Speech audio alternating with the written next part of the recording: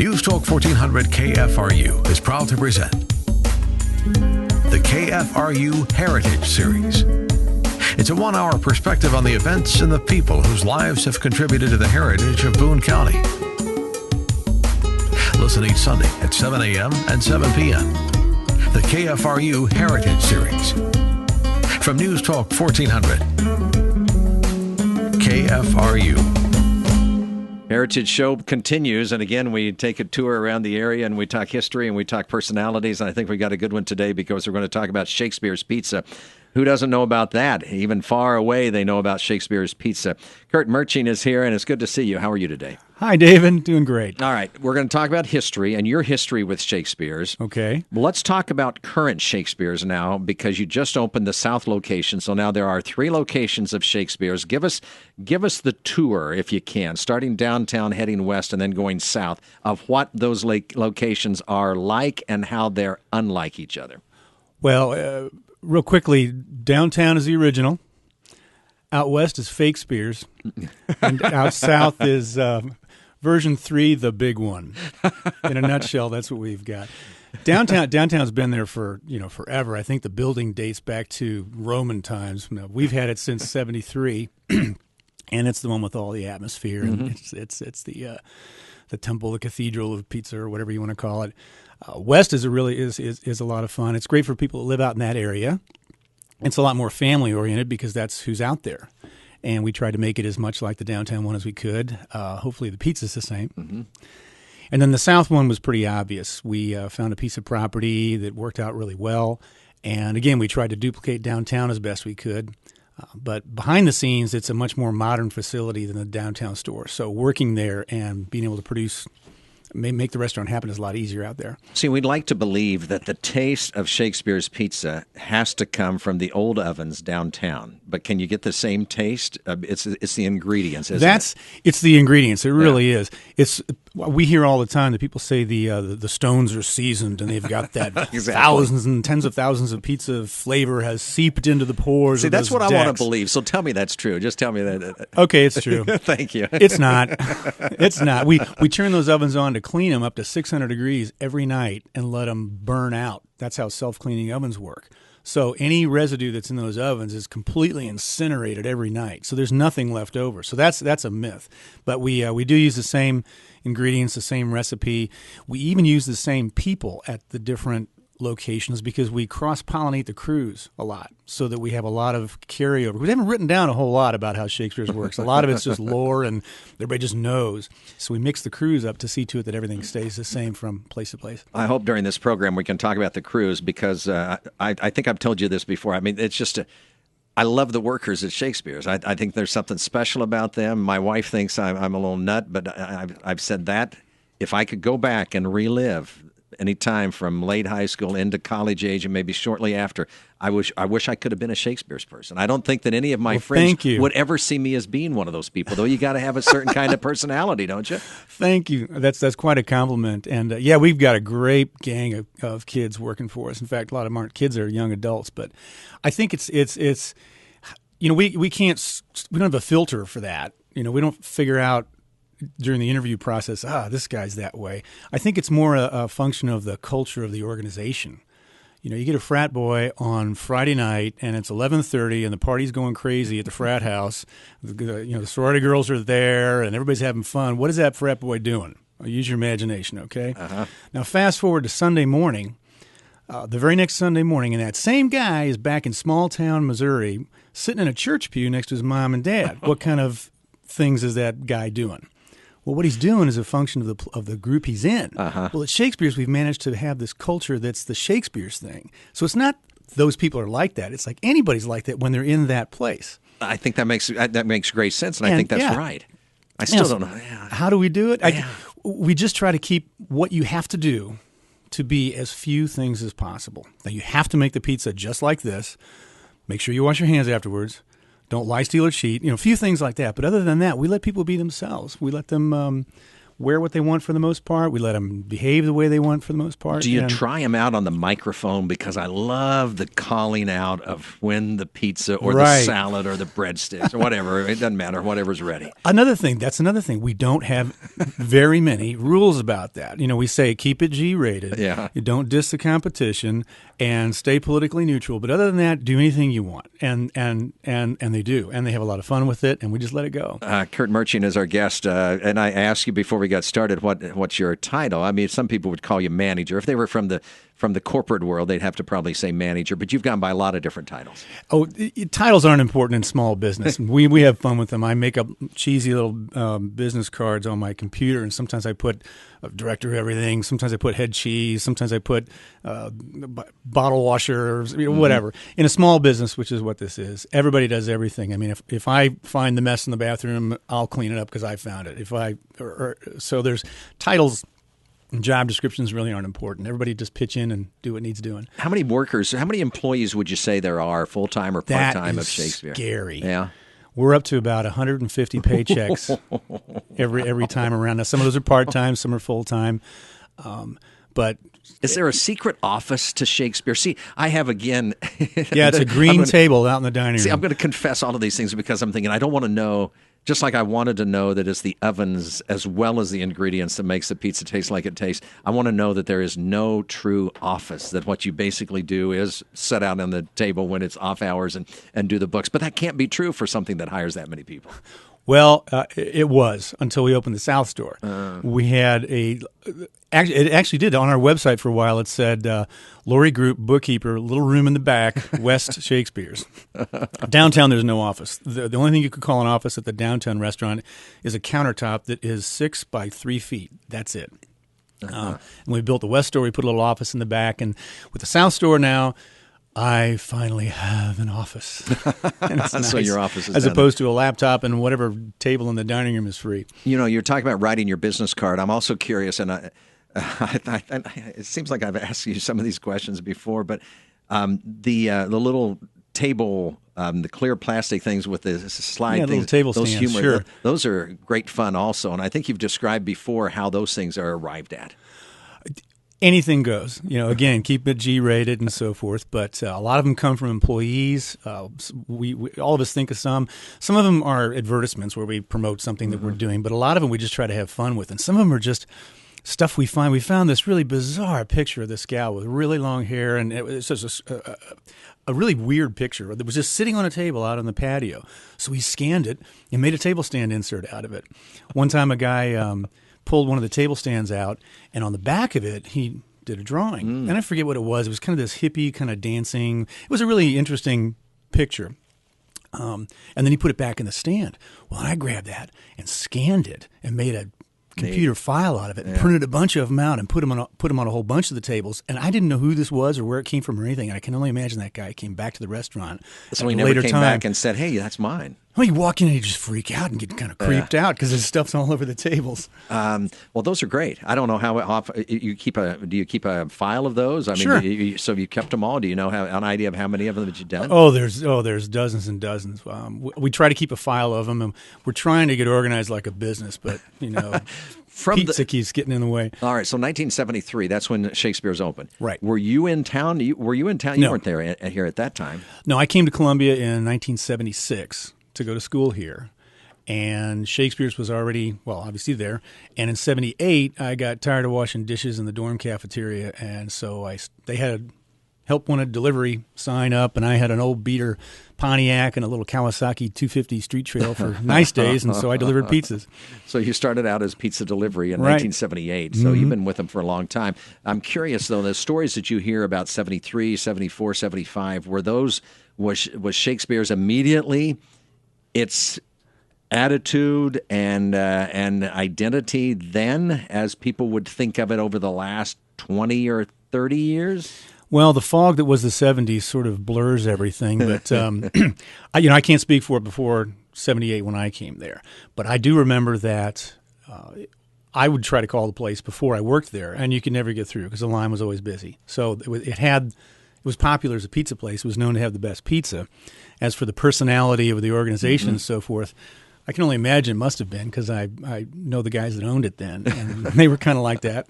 It was the Lewis family, and there was a partner early on, but he subsequently sold out. But so same ownership now, or connections with any of the owners from there? So it's the same family? Well, one fellow started it in 1973, and then a couple of years after that, Jay Lewis walked into a bar and walked out having bought it from that guy. So the story goes. Yeah, he walked in for a beer and walked out with a small pizza parlor. What was the name? Shakespeare's. It's close to the campus. Maybe they had English students hanging out there all the time. I don't know. We get asked that a lot. Why is it named Shakespeare's? And I think there was the original owner it was probably late on some weekend night back in the 70s, and they were sitting around, smoking Salems and drinking root beers, and they came up with the name. I don't know. But the thing, to me, when I think of Shakespeare, I think of a class where the professor teaching it has leather patches on his blazer, and he's got frizzy hair, and he's sort of disheveled, and he's talking about Shakespeare, and I can't understand it. It's a foreign language to me. I can't stand that class, and so I skip it and go to a place like Shakespeare's and have a beer. So the sarcastic contrast between what's connotated with Shakespeare and what Shakespeare's pizza is kind of You know what? My experience with a Shakespeare class that I had, and it was Dr. Jones. I wish I could remember his first name right now. He just passed away within the last few years at MU. He taught Shakespeare's class, and he had an eccentricity about him that was kind of this live about him that made him stand out. I would say, in my experience, it fits perfectly then to have Shakespeare's named after Shakespeare, because the teacher of Shakespeare that I can remember most was this man drawing concentric circles and then telling us about how Shakespeare touched all of these different elements of life. Well, there you go. So, but that's how we do it. We apply it to each of our own experience. Kurt Murching is our guest on the Heritage Program, where we're talking about Shakespeare's Pizza. I want to concentrate on the downtown Shakespeare's for a moment. The building, as you alluded to a while ago, has been there a long time. Have you heard what was there before Shakespeare was there? Only a little bit, and we're very interested in that. If any of your listeners know anything about the history of that building, we'd love to hear about it. And if anybody has any pictures of Shakespeare's or anything before that, we'd give them a big fat gift card for to come up with something, because we don't know what was in there. Campus Edge is some sort of bar and grill kind of place that was right on the corner there before Shakespeare's moved into it. There was, I heard the campus snack was a bar. We've got an old newspaper clipping. There was a little hamburger joint that was on the corner there. But other than that, I'm not sure. Looking at the architecture, it seems like the building dates back to, I'm guessing here, the 20s, 30s, something like that. People can contact me, and if you want to, or contact Kurt at Shakespeare's. But if you get me at david.lyle@cumulus.com, I'll be happy to pass along the information to him. I'm wondering what was in where the parking lots are now, because you're a freestanding building. You've got nothing between you and when you get to the Missouri Theater, and then on the backside, I think, is Missouri Press still back there somewhere in the? Sure, Missouri Press is in the building behind us across there. the parking lot, and they've got that parking lot behind us there. In the parking lot just to the north of our building, right there on 9th Street, there was a building. The last thing that it was Peking Garden. It was a kind of a Chinese food place. Yes. And then that building before that, at one point, and if I get some of this wrong, I apologize, was a barbecue place, and some long time before that, I think it was Dynamite, which was a burger place. I've heard of that name. I think, yeah. And then if you go way back, it was a gas station. It was a service station. Really? At some point, right. And before that, who knows? Do you know how much of the business is college student and how much is the old people in town? We call them townies. Yeah, the townies. We like to say that we're the place where townies and visitors to Columbia like to go when they want to go to a classic college hangout rather than a college hangout. Mm-hmm. If you walk into in and take a look at the dining room, you'll see everybody. You'll see a banker sitting next to a shopkeeper, and sitting next to a wear only black and don't talk much, sitting next to a mom with a couple of kids, sitting next to a bunch of students. I mean, pizza's pretty universal. And we'll go back to the workers there, and I may touch upon them again before this program is over, and we'll come up against a break here in a couple of minutes. But I'm curious, the workers, how do they learn to throw the pizza up? I mean, did you do the line work? No, David. That's the biggest myth around. That's That's just a big rubber thing. We kind of put some flour on. The real crusts are frozen ones we sneak out from under the counter. Yeah, I know better than that. I've seen them. No, you can't hide that. You can stand and watch them right in the window do this. I won't watch them from a block away sometimes. No, it's throwing it actually has a function. It's part of the show and it's fun, but it makes the centrifugal force will make the pizza bigger. It'll stretch it out and you'll get size that way really quickly, and also flings off it throws off the excess flour that you need to keep the dough from sticking to the rolling pin while you're making it. But not everybody can do that, I wouldn't. Right. Well, anybody can roll one out and make it work, but with time and with practice, you get to where you can really spin them like that. In fact, there's contests at the national level, the National Pizza Throwing Contest, and they make dough that's specifically kind of rubbery that doesn't keep stretching. And these guys look like circus acts. They'll be spinning 3 or 5 of them, and they'll put them behind their backs and throw them in the air and they're like almost like baton twirlers for these things. Did you do that job at Shakespeare's? Have you done everything from start to finish? I delivered for like a semester or 2, and then I was a dishwasher for a semester or 2, and then I was the guy that did the rolling for like 2 or 3 years, and then I worked the ovens. So sure. So how many? Take us. Who is involved? It seems like there's almost an assembly line there. A traditional busy time at Shakespeare's. How many people? How many stages or spots does it go through on the line? Well, you start out with counter. We call them counter queens, guys and gals that like to work on the counter a lot. Some of them don't like to get their fingers dirty. And then the ticket comes out, and the first thing it hits is the roller. And that's the person that and the thing is, you think you have to be a big gorilla with big shoulders to do that, but we've got some smaller stature people. We got this one gal in particular. She's about 4'1", and she can roll the pants off of some of these guys because she's got the technique down. But then it goes to, we call them the condors for condiment. That's what we call it. Condors, okay. That's our See, this would be cool. We can on, walk in sometimes and say, hey, Condor's doing a great job right, tonight. You bet. And there'll be 2 of those on a busy time, maybe 3. And then ovens is where the real action is at, because that's the final check. That's the final. I mean, they're really making it. That's the last chance to make sure it's right. And, we've got the Shakespeare's tattoo. Everybody's got them. You've got a little burn line across your forearm where you hit that oven, and way. So any good oven guy's got his tattoo. Well, I was watching a young lady do that out at the West location just a few days ago, and I mean, it was almost like there's a certain ballet to it. I mean, just a smoothness of reaching in and moving those pizzas around and making sure that everything's going right inside that big oven. Yeah, it is quite a dance. And in fact, we got a rule that you don't go down in that. We call it the pit, where the ovens and the rolling, that whole kitchen area there. You don't go in the pit unless you're supposed to be down there and you know what can happen down there. You'll get a pizza upside your head. We had one guy got 6 stitches on the inside of his ear because he wandered into that oven area while that oven guy was going back and forth with that steel peel. It's called a peel, the paddle. Yeah.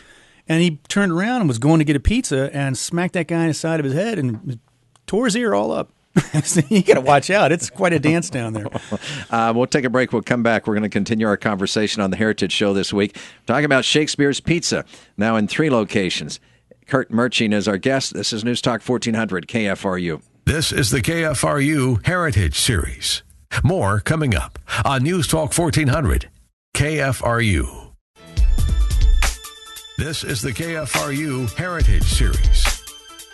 We continue on the Heritage Show with Kurt Merching from Shakespeare's Pizza. He's been involved with it since 1978 and has done pretty much everything, and now oversees 150 employees that are getting paychecks through the 3 locations of Shakespeare's. When did Shakespeare start doing the cups that you could take home and those plastic cups? Has that been since the beginning also? Before my time, you bet. That's an iconic thing now. And early on, the distributors, the beer distributors, the soda distributors would help pay for those cups and put their name on them. And so there were a lot of different variations, a lot of different logos and things. I've got a collection at home of about 20 of them over the years that show the progression. So yeah, they've been around a long time. Several years ago, I think Vox did, and this was 5 years ago, I believe, and then they said in that article about they were looking at some iconic places in Columbia, and that Shakespeare's obviously one of those.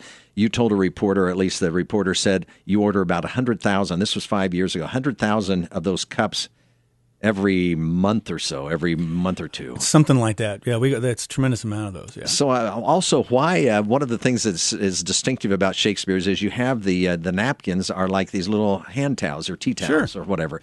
That's forever also?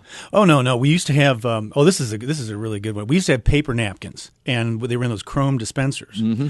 And at the end of a busy night, it was like Vermont in the fall. You couldn't see your ankles because there's this 1 foot thick layer of paper napkins all over the floor. We were spending hundreds of dollars a week on paper napkins. Well, we had a laundromat next door where the second kitchen is in the back. Used to be a laundromat, and I owned that for a while and operated it. The laundromat was making as much money in a week as the restaurant did in one lunch, so it was pretty obvious that we needed to ditch this laundry action and put more restaurant in there. But we at the time we were doing these paper napkins, and one of the employees came up with an idea. Almost all the ideas that down there come from employees.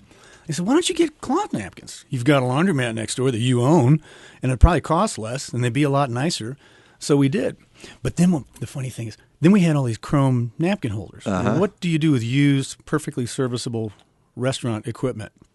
Well, I was at Booch's one day. Great place. Love those burgers. And the guy up at the grill there, he had one chrome napkin holder. And if you want a napkin at Booch's at that time, you had to go up there and say, "Please, sir, can I have a napkin?" And he'd look at you really sternly and say, "Okay, but just one." Well, so we had all these chrome napkin holders, didn't know what to do with them. So I got a brand new employee, really eager and kind of intimidated. And I said, "Look, here's this great big huge tray with 30 napkin holders on it. We borrowed these from Booch's. Now you need to take those up there, put them on the counter, and say thank you. Don't stick around and talk or anything. Turn around and come back." So he went up there, and again, now if you go to Booch's to this day, there's a napkin holder on every table. There's one next to each poker table, the pool table. And I don't know if they know where they came from. I was going to ask, did they ever get back to you and say, "We know you sent somebody up here, or this kid came from Shakespeare's. This poor kid just dropped these and ran"? That's what he did. I don't know how that played out, but they're still there. Did he stick around and work for a while? That's a good employee to do that and kind of do stuff like that for you. The decor in Shakespeare's, and of course I'm talking Shakespeare's downtown, with the motorcycle or bicycle or whatever. Where'd those come from? How did those just collect over the years? Well, I've always been into bikes, and at one point we just thought, hey, let's put something up there. And so we had a number of them over the years. Some of them were from dealers, new bikes. Some of them were old bikes that collectors let us borrow. Steve from the Harley Davidson dealership had a 50s 250 dirt bike Harley Davidson that we put up there for a while. We don't have one up right now, but we got to get one back up there because people keep asking about it. And the signs, you just collect them over the time period also? Just fun stuff. Nothing at Shakespeare's was ever thought out and decided upon with some sort of strategy or plan or long-term. They talk about, in restaurants, they talk about the concept, and it includes the menu and the decor and everything. There was no thought of what is the concept of Shakespeare's going to be. It all just very organically evolved. And all the stuff on the walls is just stuff we thought, hey, this will look cool there. Let's put it up. Okay. When did you put up the signs that would say how long the wait is? I love reading that when I go into Shakespeare's. Well, we kept getting magic markers and pizza boxes and drawing it on there. It's an hour for pizzas. And we thought, we're wasting a lot of pizza boxes here. Why don't we make this sign? So we made the sign with the arrow and stuck it up there. How about the tradition of throwing dough to the kids? Again, there was no plan. It would just sort of happen. There was a kid standing there. We said, "Hey, kid, want some dough?" We threw it over, and he thought it was cool. This was years ago. And then it just started happening more and more and more. And now we have a page in the training manual about how to do that without knocking a kid's head off. And you do it at all the locations? Oh, sure. It's woven into the fabric now. So where is the dough made? And again, this, I guess, predates you as far as what the recipe is, but It's a very standard French bread pizza dough recipe. It's just flour, salt, sugar, yeast, oil, and water. It's nothing. See, that's the thing. There's no secret to Shakespeare's. The pepperoni is just it's the same pepperoni that a lot of the major chains use, and you can buy that same pepperoni at the grocery store, but theirs is thinner. We buy it in sticks and make it thicker. Green peppers are green peppers. You cut the pepperoni then? Right. We cut it ourselves to get it an eighth of an inch thick instead of 1/64ths of an inch thick or whatever it is. And the dough, we make it right there in batches throughout the day. There's nothing secret to it at all. What's the earliest that somebody shows up? Like, what time would somebody have been at Shakespeare's on a normal weekday? 8 or 9 o'clock. They Yeah. get there and start, mopping up, cleaning the bathrooms and cutting pepperonis. Zenny Reynolds has been with us. He other than the owner, he's the only guy that's been there longer than me, and he works downtown and makes the dough and cuts the pepperoni and all that. The phases of the moon change, the sun comes up and goes down, and Zenny Reynolds is in there making the dough first thing in the morning. So he's there and he works does he work all day on that, trying to keep up? He gets there early in the morning and works through lunch and does a lot of the dough making and pepperoni cutting and cheese shredding and all that for us. Kurt Murchie again is our guest, and we're talking about Shakespeare's Pizza. It's a great topic for our heritage program. When people come and they get enamored with Shakespeare's, has anybody ever said, why don't you open up one of these in my town? Oh, all the time. All the time. It's very flattering when they do, and I'm sure it would work. We just haven't figured out how to do that yet. Yeah, I think people would be fearful of the fact that you would get spread too thin or that too much of a good thing would get out there and spread. But where has it been most tempting to think about doing it? This has to be another college town someplace. Well, St. Louis is the first one that comes to mind, and of course Kansas City, and Columbia is pumping out how many graduates a year, and not even graduates, but how many people come down, go to a few college classes here, have an experience with Shakespeare's, and then go somewhere else. They're all over the state, so there's no doubt that it would work. But you touched on an idea there. Whatever the juju, karma feel of Shakespeare's is, a lot of us feel that if we got too big and started to lose that, then that's the time to stop, because that's a big part of what it is, and we don't want to lose that. Well, how about the decision to sell like frozen Shakespeare's pizzas in several grocery stores or to distribute them that way? Was that a tough decision to make? It wasn't a tough decision to make. It was a tough thing to figure out how to do it. There's two sides to look at. There's coming to Shakespeare's and the atmosphere and the fun and the snarky employees and talking on the microphone and getting some dough for your kid and all those things. And then there's just the pizza, which hopefully stands alone as I just want the pizza. The show is fun, and so the frozen pizza is a way to get the pizza into St. Louis and Kansas City. You probably without having a restaurant there. And you probably, I think you hear stories every once in a while of somebody who wants one sent someplace. You send them places. Special. Well, you can go to our website and go to our gift shop, click, credit card number, and we'll mail them to you. Yeah, we do that all the time. How many items do you have in your gift shop? Not pizzas, but I'm talking about shirts and other things. Oh, there's shirts and hats. It's whatever the little Lori, the gal back in the back room, decides to knit that week. But when we sell the pizzas, the cups. We'll sell the cups. A baker's dozen of Shakespeare's pizza cups, complete with lids, is $8 or something like that. A baker's dozen of used Shakespeare's cups, complete with lids, run through our state-of-the-art sanitation and cleaning process, is $5 more because they have soaked in the feel of the restaurant. The plastic has just drunk in the atmosphere. They've been part of the revelry, merriment, and debauchery that happens in that dining room, and they've got all that in them. They're not, virgin cups. Has there, in your experience at Shakespeare's, because the tables are so movable, have you ever seen like a really creative use of tables? Like a big group comes in and just tries to commandeer all of the tables and put them together? Well, that happens all the time, but here's one for you. Years ago, some gals were playing quarters. I'm going to say sorority gals, but whatever. Some young ladies were playing quarters at this table. I think it was a Tuesday night. And they'd had a few, and they were having a good time, and they were walking home.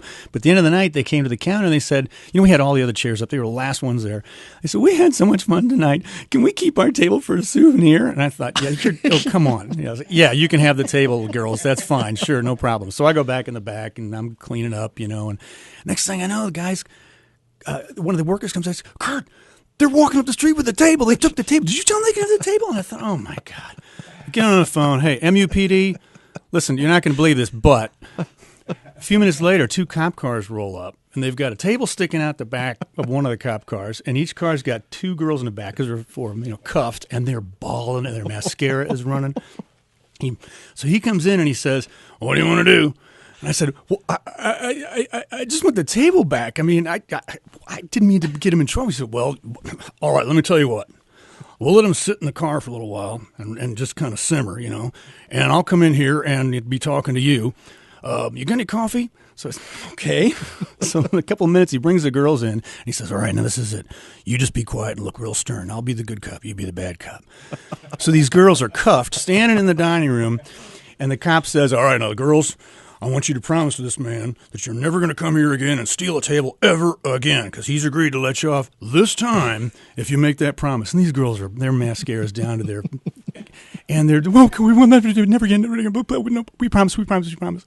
All right, and he lets them go. And I got my table back.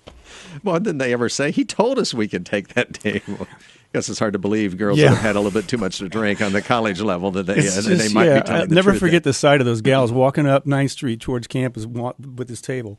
Have you ever had any problems? I don't think of Shakespeare's as a place that bad things happen. Never. Everyone's an angel. Nothing has I don't ever mean happened. that. I'm talking about more of a ratcheted up another level or something like that. I can't think of the police coming down and breaking up a riot at Shakespeare's. You know, one of the we talk about that a lot. The employees like to hang out there. It's such a compliment to us that they come to work at they're hanging. So if there ever is any kind of problem in the bar late at night, there's a dozen employees who are working there who are all of a sudden on the clock, and they put that out right away. So about what time I ask you what time somebody gets there to start preparing and cutting up things? Sure. What time does it usually end? What time does the last person leave and says, okay, we're done for the night, let's turn out the lights? Well, it depends on the night. Yeah. Depends on the night. Now, out west, they don't have a bar. So the kitchen closes at 10 and 11 on the weekends, so they clean up a little bit after that, and they're out of there, midnight or so. But the other two have bars, so they're there. The bartender at least is there till 1, and that's when we have last call. But I remember being there till 3, 4 in the morning on crazy football Saturdays where, you close the doors at 1, and you still have the place packed with people, and you still have to wash all their dishes and clean everything up, and so it just do you depends. have a record number of pizzas sold on one day? We should do that, but we just never bothered to count. We were too busy making them. But it's well over 1,000. I would guess 1,500 pizzas. Do you still have a Darwin Heinemann pizza? Sure. So is there anyone else that has been blessed with having a pizza named after him or her? See, that's a marketing program we should implement, but we never had the time to do it. But we're too busy making pizzas to plan how we're going to make pizzas. Well, it's better not to have it planned, obviously, because Shakespeare's. And you know what? I'm not even sure if Darwin likes that pizza. The chamber came to us and said, "We'd like to honor the mayor. What can you do? Have you got any ideas?" So that, I'll make one up that's really heart healthy. And so I talked to Tom LaFontaine, a friend of mine who knows, a nutritionist. Sure. Yeah. And he said, well, put this on it and that on it and that on it. So, okay, that's what we did. It was a healthy lifestyle pizza, which our former mayor is all about. But I never asked him if he actually liked it. The bicycle that pedals around and has, you've got these people yelling, would you like a ride? It's not going to cost you anything. Tear in my eye. Yeah. The lawyers killed that. Really? It's not been that long ago that I saw it. Yeah, the insurance changed, and the insurance went from, we can handle that to forget about it. And so the pedicabs are parked, mothballed for the moment until we can figure something out. That's a shame. You have to have insurance on that thing because on you're who? giving the ride. What do you mean? You're giving the public rides. We're a business. You can't just go out and do something like that. What if you have a mom and a kid in the pedicab and the driver looks the other way and pulls out on a traffic? It's very, very unlikely that. And we never had any problems of that nature. But you have to. When you're a big business, you have to. Not a big business, but any business has to have insurance, and it became economically infeasible. So how long had they been around? A couple of years. Yeah. Oh, that's too bad. Let's see. We're really sad about that. And one of the other things, I guess we'll go ahead and do this before we take a break, and we'll have a last short segment. Some other time when you got closed down something was the man, I think Finn, who used to wear the signs, and Finn had to stop that too because of the intrusion of regulations and ordinances. There's a law against having a sign and walking board. around with it. When you see these guys on the street corner saying sale, store closing, that's actually illegal. And the city just doesn't have the resources to enforce it all the time, but they had the resources when we did it, but we didn't know it was against the law. We wouldn't have done that. I know, but I think most people would have written in an exception for that anyway because they liked that. It was Shakespeare's. You would have your own. You would have your own code exceptions if most people had their way.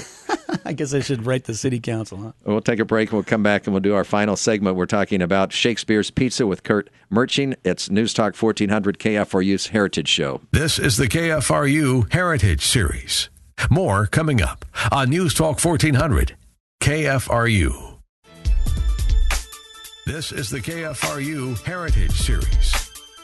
We are back for one final segment on this Heritage Show with Kurt Merching, who is the manager and longtime a longtime enthusiast for Shakespeare's Pizza, all things Shakespeare's Pizza. Are 3 locations enough in town now, or are you thinking someday maybe more? Well, let me figure the third one out. We're still putting it together and working out the kinks. All right, so most people think of it as downtown. Do you have memories of famous people that have stopped by and made their visit to Shakespeare's? Could you share some of the names? Oh, a lot of them, sure. Well, all the coaches come and from the teams, the college teams, and so forth. We had Mel Blanc in there, the voice of Bugs Bunny and Daffy Duck. He did a lecture at Jesse Hall, and afterwards he asked the staff at Jesse, where's someplace to go get a good pizza? And they said, right over here, we'll hook you up. We actually sent a pizza to Bill Cosby backstage at Jesse Hall. He didn't make it to the restaurant, but the staff, Jesse Hall backstage crew, called us and said, we need a pizza. Bill Cosby says he wants one. Make one. So this is before digital cameras and camera phones. So I sent the crew to make the pizza, and I sent another guy. I said, go to the quick shop, buy one of those disposable cameras now, and get back here fast. And we sent it with the pizza. And we had Bill Cosby. We gave him his shirts. We've got a real picture of Bill Cosby with the Shake shirt and eating our pizza. That's pretty cool. When did you do any other concert people? I mean, you're so close. I don't know whether any and also to the Missouri Theater. I don't know whether any of the tuxed people come in there or are afraid they're going to drop some sauce on their white starched shirts, huh? Sometimes they do. Yeah, we've had a bunch of them over the years. The pictures that you put up of people who show where they have been, that has sure made for interesting observation. It started with a couple of grad students, geology grad students, they were on some mountain peak a couple over from Everest doing geology, and they said, hey, we both got our Shake shirts. Let's take a picture. And they like to go to Shakespeare's when they were in Columbia. So they gave us that picture, and we thought, this is very flattering. Thanks so much. We hung it on the wall. The next thing we knew, somebody else gave us a picture of them in Paris, and then somewhere else, and somewhere else. And now it's gotten to the point where we get pictures all the time. We're going to put a gallery of them on our website, and we have all 7 continents. About 2 years ago, we got the South Pole. So we've got this guy with a Shakespeare shirt standing in front of the South Pole. There is a South Pole at this research station down there. So will you do that also at the other locations? Do you think you'll start posting them on the walls there, or is this just a downtown? Well, now you're making me think of the concept and work up the actual plan for what we're going to do. Yeah, well, you don't like having a plan. Yeah. So, I mean, it's just going to have to grow. Time for a plan. I was thinking of something else, and I can't. When you were, do people? Has it gotten to the point where grandparents come and say, "Oh when yeah"? Are we that? You're 40 years old, almost 40 years old. Sure. Next year. So next year will be 40. Yeah, it's fun. We have this has happened on a couple of different occasions that I've noticed where somebody will come to me and they'll tell me that mom and dad are coming back to Columbia to visit their son or daughter, and they're going to go to the game or graduation or whatever it is. And mom and dad say, hey, I'm back in Columbia. Son, we got to go to this restaurant I want to go to because we used to go there when I was in college. It's really, and the kid says, no, we got to go to this one I want to go to because it's a really cool place. You're going to love it, Mom, Dad. And it turns out they're both talking about the same place. How about that? I know what I was going to ask you. I read someplace that one of the cups was at Heathrow Airport or something like that. Someplace somebody had a... That was my wife's cousin and her husband. They're from Britain, and they were returning, and they got to customs in Heathrow, and then the customs agent had a Shakespeare's cup as a pen cup at his little kiosk, and they're like, my cousin works there. He's up passports, please. He didn't want. He's like, I don't care. Just give me your He didn't know passports. how it showed up. Yeah, they're everywhere. I mean, you've made it when your litter is in the ditch 100 miles from your business. I mean, not that we advocate littering, but it's like Eskimo Joe's in Stillwater, Oklahoma. Great joint. Great place. Those are places where they just those T-shirts and everything. They're everywhere. Sure. Your experience in Columbia, you've come here. One of the things we haven't talked much about you and your excitement about Columbia, but you act. You do a lot of acting. Why don't you give us kind of an idea of what you've done? Well, we played around with that. With my daughters got into it. We thought it'd be great community theater. And we got really really involved with Columbia Entertainment Company. Great outfit. And it was mostly for our daughters, but then I kind of got drug into it too. And it's community theater is great because the whole family can get involved. Mom can make costumes, Dad can help with the set, the kids can be in the show, and then everybody switches chairs for the next production. And so we've had a lot of fun with that. You ever look back and say, how did I end up? Where were you living when you came here to college? Where did you come from? I was a Navy brat. My dad was in the JAG Corps in the Navy, and so I lived literally all over the world. We moved every couple of years. The Philippines, California. I went to high school in Naples, Italy. I lived on the East Coast sometime in. Well, how'd you end up coming to University of Missouri? This was a home state. My family was from Missouri, so even though you travel, you can still maintain residency. And so I got in-state tuition at Mizzou, and my family was living in D.C. at the time, so I piled everything into that Pontiac I was talking about and drove from D.C.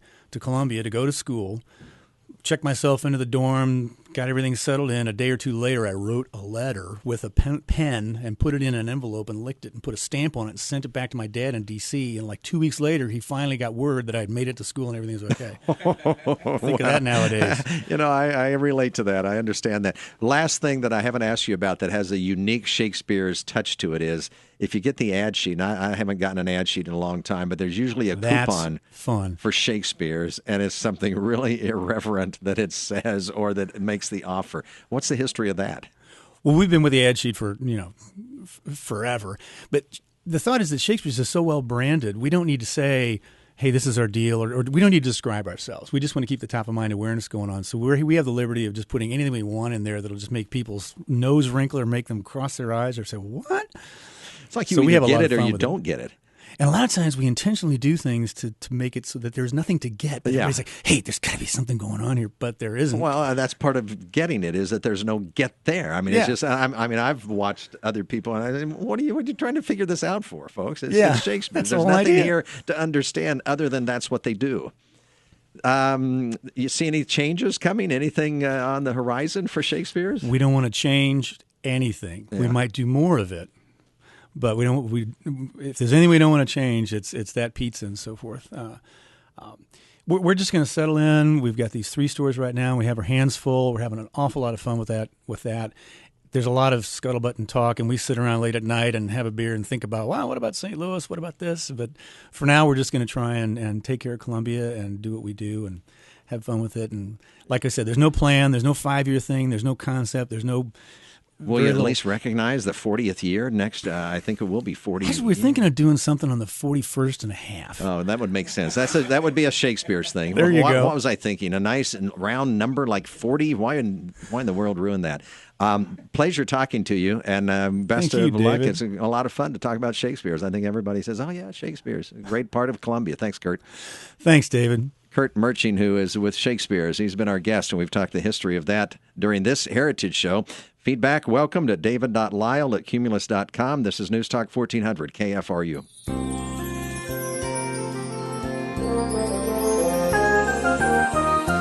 You've been listening to the KFRU Heritage Series, celebrating our history and heritage of Columbia and Boone County. Listen each Sunday at 7 a.m. and 7 p.m. The KFRU Heritage Series.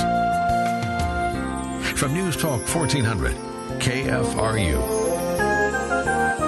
Columbia.